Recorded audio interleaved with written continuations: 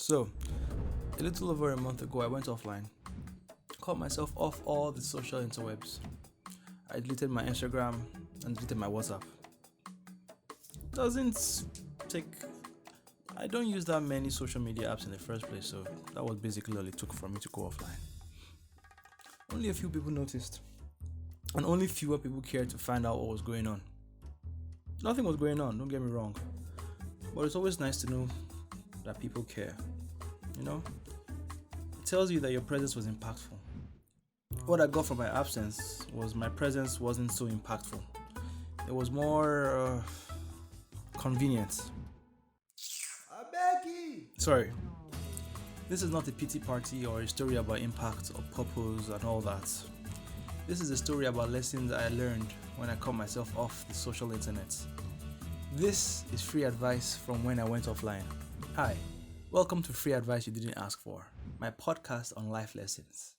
Things I've learned from my own experiences or vicariously, and how those lessons or advices, which you certainly didn't ask for, are just the things you didn't know you needed. I'm Toby. Welcome to episode 1, Go Offline.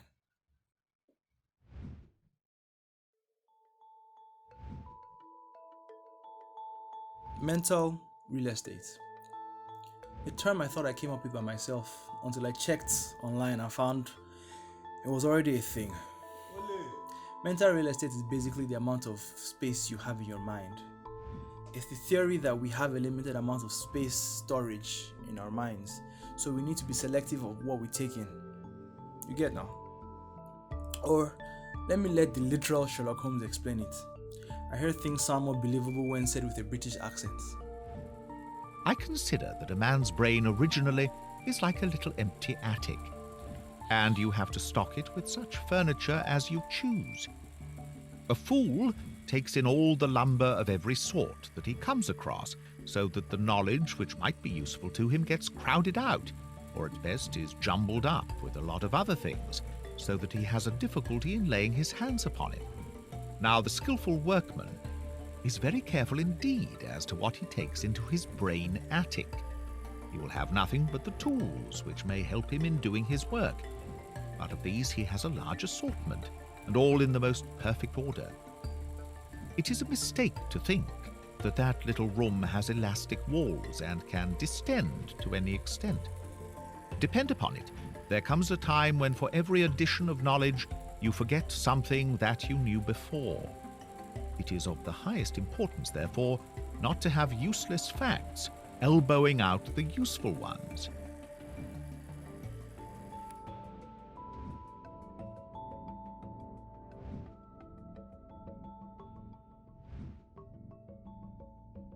Since the lockdown, the internet has experienced an exponential increase in active users. Online game companies are recording massive numbers. Every time you go on Instagram, more than 5 people are going live. And it would seem that everybody and their grandma has a podcast now. Not to mention all the actual news that constantly gets updated. How our respective governments are handling the situations and how people are handling how the government is handling the situation. Yeah. Basically, the content out there is plenty. It's much. And it keeps getting mucher. And some of us still want to be able to study and take courses online and make sure that when this saga ends, we're not fat, dumber, and lazier. And that's a great thing. So, go offline. Because if you don't and you continue to consume all that content that comes your way on people's WhatsApp statuses, Instagram feeds, Instagram stories, Facebook stories, news feeds, Twitter feeds, YouTube videos, TikTok videos, emails. Oh Lord, the emails. My bank alone has sent me so many emails.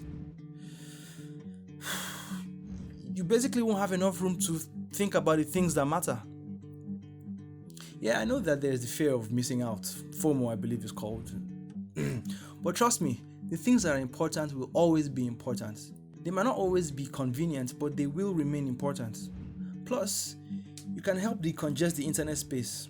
With the number of people online at the same time, I'm sure you can imagine that it's putting a strain on the ISPs, who, mind you, are essential workers as well. So even though a lot of us are pissed off by a lot of them, They deserve a round of applause. Maybe not so loud. So yeah, that's it. Thanks for listening. And hey, it's alright if you don't take the advice. It's helped me, so I just thought it would help you too. Plus, it's free, so why not take 2? Now, a word from our sponsor, me. This episode is sponsored by me, a dude with a phone, editing software, and the desire to make a podcast. Reminding you that if he can do it, you can definitely do it too. So just head on over to the subscription or follow button and click.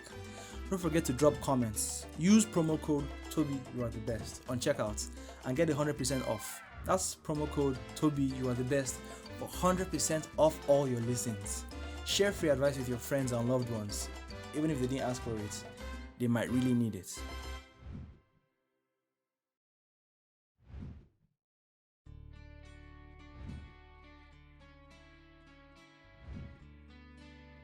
Wise saying for the week. Like a madman who throws firebrands, arrows, and death, so is the man who deceives his neighbor and says, "Was I not joking?"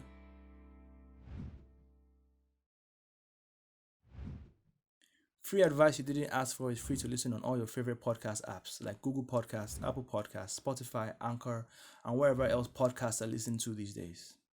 Oh yeah, and YouTube. Share, subscribe, follow, and leave a comment. It's free.